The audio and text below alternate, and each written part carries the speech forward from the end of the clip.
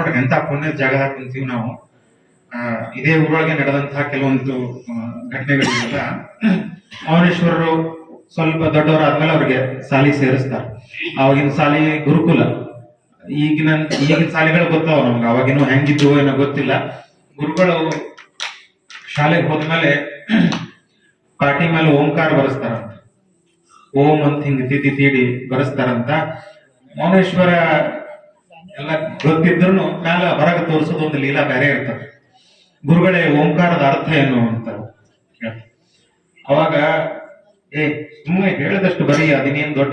ಅವ್ರಿಗೆ ಅವ ಸಣ್ಣ ಹುಡುಗ ಮೌನೇಶ್ವರ, ಅವ್ರದ್ದು ಅವನ ಮಹಿಮಾ ಅವ್ರಿಗೆ ಗೊತ್ತಿಲ್ಲ. ಈಗಿನ ಪದ್ಧತಿ ಹೆಂಗಂತಂದ್ರ ಸುಮ್ನ ಇರಂತ ಹೇಳಿ ಬಾಯಿ ಮುಚ್ಚಿಸೋರೆ ಬಹಳ ಮಂದಿ. ತಮಗ್ ಗೊತ್ತಿರ್ಲಿಕ್ಕಂದ್ರ ನಿನ್ಗೇನ್ ಗೊತ್ತದ ಸುಮ್ ಕೊಡಿ, ನೀ ಏನ್ ದೊಡ್ಡ ಶಾಣೆ ಆಗಿದೆ ಅಂತ ಹೇಳಿ ಬಾಯಿ ಮುಚ್ಚಿಸಿ ತಮ್ಮ ಅಜ್ಞಾನ ಮುಚ್ಕೊಂತಾರ. ನಮ್ಗ್ ಗೊತ್ತಿಲ್ಲ ಅಂತಂದ್ರ ಗೊತ್ತಿಲ್ಲ ಅಂತ ಹೇಳ್ಬೇಕು.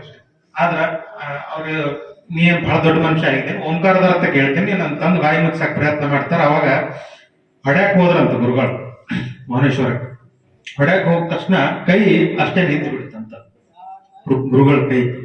ಅವಾಗ ತಂದೆ ತಾಯಿಯವರೆಲ್ಲ ಬಂದು, ಇಲ್ಲಪ್ಪ ಗುರುಗಳಿಗೆ ದೊಡ್ಡವರು ಎಷ್ಟಾದ್ರು ಏನಾದ್ರು ನಮಸ್ಕಾರ ಮಾಡಬೇಕು, ಅವ್ರಿಗೆ ಗೌರವ ಕೊಡ್ಬೇಕಂತ ಹೇಳಿದಾಗ ಅವ್ರ ಕೈ ಕೆಳಗ್ ಬರ್ತದ.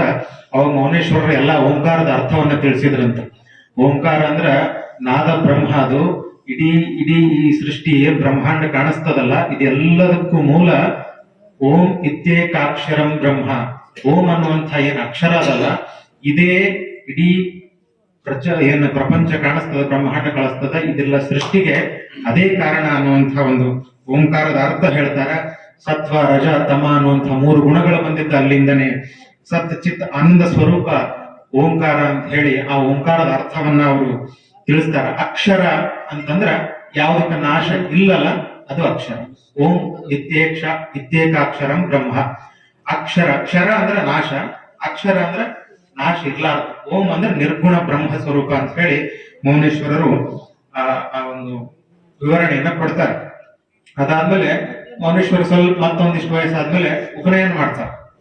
ಉಪನಯನ ಮಾಡಿದಾಗ ಅಲ್ಲಿ ನಾಲ್ಗಿ ಸುಡಬೇಕಲ್ಲ, ನಾಲ್ಗಿ ಸುಡಾಕಂತ ಹೇಳಿ ಆಚಾರ್ಯರು ಬಂದು ನಾಲ್ಗಿ ಸುಡಾಕಂತ ಬಂದಾಗ ಮೌನೇಶ್ವರ ನಾಲ್ಗಿ ಮೇಲೆ ಉದಿನ ಕಡ್ಡಿಯಿಂದ ಚುಚ್ಚಿದ್ರ ಆ ಆಚಾರ್ಯರ ಮೈಗೆಲ್ಲ ಬೆಂಕಿ ಹತ್ತಂಗ ಆಯ್ತಂತ, ತ್ರಾಸ ಆಗಕ್ ಶುರು, ಉರಿ ಹತ್ತಂಗ ಆಯ್ತಂತ.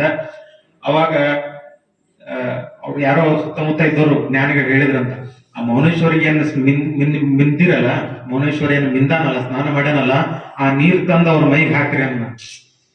ಮೌನೇಶ್ವರ ಸ್ನಾನ ಮಾಡಿದ ಅವ ಯಾರಂತ ಮಹಿಮಾ ಗೊತ್ತಿದ್ದವ್ರ ಒಂದ್ 2 ಮಂದಿ ಇದ್ರಲ್ಲಿ ಸುತ್ತಮುತ್ತ. ಇವ ನೋಡಕ್ ಸಣ್ಣವದನ, ಇವ್ ಒಳ ಬೇರೆ ಹಣ ಅಂತ ಗೊತ್ತಿದ್ದವ್ರು ಇದ್ರು. ಅವ್ರೇನ್ ಹೇಳಿದ್ರು, ಅವ ಏನ್ ಸ್ನಾನ ಮಾಡ್ಯಾನ, ಆ ನೀರ್ ತಂದ ಆಚಾರ ಮೈ ಮೇಲೆ ಹೊಡೀರಿ ಅಂದ್ರಂತ. ಹೊಡೆದ ಮೇಲೆ ಆ ಉರಿ ಶಾಂತ ಆಯ್ತಂತ ಹೇಳ್ತಾರೆ. ಇವೆಲ್ಲ ಈ ಗೋನಾಳದೊಳಗೆ ನಡೆದಂತ ಕೆಲವು ಮಹಿಮೆಗಳು. ಆಮೇಲೆ ಸ್ವಲ್ಪ ಇನ್ನೊಂದ್ 2 ನಿಮಿಷದಾಗ ನೆನೆಸ್ಕೊಳ್ತೀನಿ. ಸುರ್ಪುರದ ರಾಜರ ಮಗ ಆಟ ಆಡ್ಲಿಕ್ಕಂತ ಹೋಗಿರ್ತಾರ. ಮೌನೇಶ್ವರ ಅವ್ರ ಸಂಗಟ ಆಟ ಆಡಕಂತ ಹೋದಾಗ ಲಗೋರಿ ಆಟ ಆಡಕತ್ತಿದ್ರಂತ. ಲಗೋರಿ ಆಡೋ ಮುಂದಾಗ ಏನಾಯ್ತು, ಆ ರಾಜರ ಮಗನೂ ಇದ್ದ ಅಲ್ಲಿ ಆಟ ಆಡೋದ್ರೊಳಗೆ.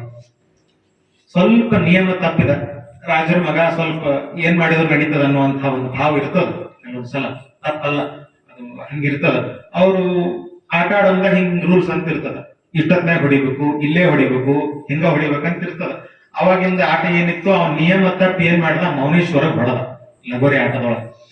ಮೌನೇಶ್ವರಿಗೆ ಸಿಟ್ಟು ಬಂತು. ಅವರು ಬೀಸಿ ಒಂದು ಆ ರಾಜನ ಮಗನಿಗೆ ಹೊಡೆದ್ರು. ಅದು ಬಡಿಬಾರ ಜಾಗಕ್ಕೆ ಹೊಡೆದು ಆ ರಾಜನ ಮಗ ತೀರ್ಕೊಂಡ. ಅವಾಗ ರಾಜನಿಗೆ ಸುದ್ದಿ ಹೋಯ್ತು. ರಾಜ ಬಂದು ಯಾರವ ನನ್ನ ಮಗನಿಗೆ ಹೊಡೆದವ, ಯಾರು ನನ್ನ ಮಗನನ್ನ ಸಾವಿಗೆ ಕಾರಣ ಆದಂಥವ್ ಯಾರ, ಅವನು ಎಳ್ಕೊಂಡ್ ಬರ್ರಿ ಅಂತ ಅಂದಾಗ ಮೌನೇಶ್ವರ ಸಿಗೋದಿಲ್ಲ, ಹೋಗ್ಬಿಟ್ಟಿರ್ತಾರೆ ಇಲ್ಲೇ. ಅವಾಗ ಅವ್ರ ಅಪ್ಪನ್ ಕರ್ಕೊಂಡ್ಬರ್ರಿ, ಅವ್ರ ಅವನ್ ಕರ್ಕೊಂಡ್ಬರ್ರಿ ಅಂತಂದಾಗ ಅವ್ರ ಅಪ್ಪ ಅವನ್ ಕರ್ಕೊಂಡು ಹೋಗಿ ಅಲ್ಲಿ ರಾಜನ ಆಸ್ಥಾನದೊಳಗೆ ನಿಂದಿರಿಸ್ತಾರ. ಸಚಿನ್ ಶೆಟ್ಟಿ ಪರಪ್ಪಜ್ಜನು ಹೋಗಿರ್ತಾನ. ನಮ್ಮ ಹುಡುಗ ಅಂತವಲ್ರಿ, ಬಾಳ್ ಚಲೋ ಹುಡುಗ ಅಂತೆಲ್ಲ ಹಿಂಗೆ ಮಾತಾಡ್ಲಿಕ್ಕೆ ಹೋಗಿರ್ತಾರ. ಹೋದಾಗ ಅಲ್ಲಿ ಆ ಹುಡುಗ ಸಿಗ್ಲಿಕ್ಕಂದ್ರ ಇವ್ರ ಅಪ್ಪ ಅವಾಗ ಮರಣದಂಡನೆ ಶಿಕ್ಷೆ ಕೊಡ್ರಿ ಅಂತ ಹೇಳಿ ರಾಜ ಇದ್ ಮಾಡ್ತಾನ. ಮತ್ತ ಆ ಹುಡುಗ ಮಾಡಿದ ತಪ್ಪಿಗೆ ಅಪ್ಪ ಅವಾಗ ಯಾಕೆ ಇದ್ ಮಾಡ್ತೀರಿ ಅಂತಂದಾಗ, ಮತ್ತ ಆ ಹುಡುಗನಾರ ಹೇಳ್ಕೊಂಬರ್ರಿ ಅಂತಂದಾಗ ಮೌನೇಶ್ವರ ಅಷ್ಟೊತ್ತಿಗೆ ಬರ್ತಾರಲ್ಲಿ. ಮೌನೇಶ್ವರ ಬಂದಾಗ ಕೇಳ್ತಾರ, ಎದಕ್ ಹೊಡೆದಿ ನನ್ನ ಮಗನಿಗೆ, ನನ್ ಮಗ ಏನ್ ತಪ್ಪು ಮಾಡಿದ್ದ ಅಂತಂದ್ರ, ನಾ ಹೊಡೆದಿಲ್ಲ ರಾಜರೇ, ಅವಂದ ತಪ್ಪಿತ್ತು, ಫಸ್ಟ್ ಹೊಡೆದ ಅವ, ಮೊದಲು ಹೊಡೆದ ಅವ ನಿಯಮ ಬಿಟ್ಟು ಹೊಡೆದಾನ, ಅದಕ್ಕೆ ನಾವು ನೀವು ಹೊಳ್ಳಿ ಹೊಡೆದಕ್ಕೆ ಅವ ತೀರ್ಕೊಂಡನ, ಏನ್ ಇದಕ್ ಸಾಕ್ಷಿ, ಇದೇ ಖರೆ ಅಂತ ಏನ್ ಸಾಕ್ಷಿ ಅಂತ ಕೇಳಿದಾಗ ಅಲ್ಲಿ ಮಕ್ಕೊಂಡನಲ್ಲ ಅವನೇ ಹೇಳ್ತಾನೆ ಕೇಳ್ರಿ ಅಂತಂದ್ರ ಏನ್ ತಾಕತ್ತು ಅದು, ಶರಣರ ತಾಕತ್ತು, ನಮಗದ ಈ ತಾಕತ್ತು, ಅವ ಸತ್ತಾನ ಅವ ಹೆಂಗ್ ಹೇಳ್ತಾನೆ ಸಾಕ್ಷಿ ಅಂತಂದ್ರಂತ ಮೌನೇಶ್ವರ. ಅವನ ಕಡೆಯಿಂದ ಹೇಳಿಸ್ತೀನಿ ಈಗ ಅಂತಂತ ಅವನ್ ಹೋಗಿ ಆ ಸತ್ತಂತ ರಾಜನ ಮಗನ ಮೈ ಮೇಲೆ ಹಿಂಗ್ ಕೈ ಆಡಿಸಿದ್ರಂತ ಮೌನೇಶ್ವರರು. ಈಗ ನಿದ್ದೆಗಣ್ಣಾಗಿಂದ ಎದ್ದಂಗೆ ಎದ್ದಂತ ಆ ಹುಡುಗ ಎದ್ದು ಅವಾಗ ಹೇಳಿದಂತ, ಇಲ್ಲ ನಾನ ಸ್ವಲ್ಪ ನಿಯಮ ಬಿಟ್ಟು ಹೊಡೆದಿನಿ, ಆ ಮೌನಕ್ಕೆ ಹೊಡೆದವ್ ನಾ ಹೊಡೆದ ಮೇಲೆ ಅವ ಹೊಡೆದನ, ಅದಕ್ಕ ನಾ ಹಿಂಗಾತಂತ ಹೇಳಿದಂತ. ಅವಾಗ ಬಹಳ ದೊಡ್ಡ ಮಹಿಮಾ ಪುರುಷ ಅದನ ಅಂತ ಹೇಳಿ ಏನ್ ಮಾಡ್ತಾರ, ರಾಜರು ಆಸ್ಥಾನ ಕರ್ಕೊಂಡು ಹೋಗಿ ಎಲ್ಲಾ ಮಾನ ಸನ್ಮಾನ ಮಾಡಿದ್ರಂತ. ಅಂತ ಒಂದು ಸಂದರ್ಭದೊಳಗ ಆಶೀರ್ವಾದ ಮಾಡಿದ್ರಂತ ಮೌನೇಶ್ವರ. ಆ ಸುರಪುರದ ರಾಜ ಮನೆ ತನಕ ಆಶೀರ್ವಾದ ಮಾಡ್ತಾರ. ಏನ್ ಮಾಡ್ತಾರ ನಮ್ಮ ಅಜ್ಜಾರು ಮೌನೇಶ್ವರ ಪುರಾಣದೊಳಗೆ ಈ ಒಂದು ಮಾಮಿನಿ ಷಟ್ಪದಿ ಪದ್ಯ ಬರ್ತಾರೆ. ಏನ್ ಬರ್ತಾರಂದ್ರ, ಕೊಡಲಿ ಸಿರಿ ಸೌಭಾಗ್ಯ ವಿದುತ, ಕೊಡಲಿ ಕೊಟ್ರಂತ ಇವರು ಇದು ಮಾಡ್ತಿದ್ರಲ್ಲ ಚಪ್ಕೊಡ್ಲಿ ಕೊಡ್ತಾರ. ಕೊಡಲಿ ಸಿರಿ ಸೌಭಾಗ್ಯ ವಿದುತ ಹೆಂಗ ನೋಡ್ರಿ, ಕೊಡ್ಲಿ ಇದನ್ನ ನಾ ಕೊಡ್ತಕ್ಕಂತ ಕೊಡಲಿ ನಿಮ್ಗೆ ಸಿರಿ ಸೌಭಾಗ್ಯ ಕೊಡ್ಲಿ, ಕೊಡಲಿ ಸಿರಿ ಸೌಭಾಗ್ಯ ವಿದುತ, ಕೊಡಲಿ ರಾಜ್ಯದ ಭೋಗ ಭಾಗ್ಯವ, ಕೊಡಲಿ ತಾನಾಯುಷ್ಯ ಸಂತತಿ ಧರ್ಮ ವಿದುತ, ಕೊಡಲಿ ತಾನಾಯುಷ್ಯ ಸಂತತಿ ಧರ್ಮವಿರುವನಕ. ಹೆಂಗ್ ನೋಡ್ರಿ ಅಲ್ಲೊಂದು ಮತ್ತೆ ಪಾಯಿಂಟ್ ಇಡ್ತಾರ, ಧರ್ಮವಿರುವನಕ. ಧರ್ಮ ಎಲ್ಲಿತನದ ನಿಮ್ಮಲ್ಲಿ ಅಲ್ಲಿತನ ಅಷ್ಟೇ, ಪರ್ಮನೆಂಟ್ ಅಲ್ಲ.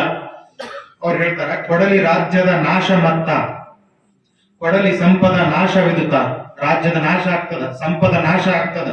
ಕೊಡಲಿ ನಿನ್ನಲ್ಲಿ ಧರ್ಮ ನಾಶವಾದ ಮಾತ್ರದಲ್ಲಿ, ನಿನ್ನೊಳಗ ಧರ್ಮ ಯಾವತ್ತು ನಾಶ ಆಗ್ತದ ಅವತ್ತು ನಿನ್ನ ರಾಜ್ಯ ನಾಶ ಆಗ್ತದ ಅಂತ ಅವ್ರು ಹೇಳ್ತಾರೆ. ಎಲ್ಲಿ ತನಕ ನೀ ಧರ್ಮದಿಂದ ನಡೀತಿದಿ, ನಿನ್ನ ಸಂಪತ್ತು ಇರ್ತದ, ನಿನ್ನ ರಾಜ್ಯ ಇರ್ತದ, ನಿನ್ನ ವೈಭವ ಎಲ್ಲ ಇರ್ತದ ಅಂತ ಹೇಳಿ ಆ ಚಪ್ಪಗೊಡ್ಲಿ ಕೊಟ್ಟು ಆಶೀರ್ವಾದ ಮಾಡ್ಯಾರ ಅಂತ ಹೇಳಿ ಹೇಳ್ತಾರ. ಅದಕ್ಕ ಇವತ್ತು ಕೂಡ ಸುರಪುರದ ರಾಜಮನೆತನದವರು ಮೌನೇಶ್ವರಕ್ಕೆ ಬಹಳ ಒಂದು ಭಕ್ತಿಯಿಂದ ನಡ್ಕೊಳ್ತಾರ.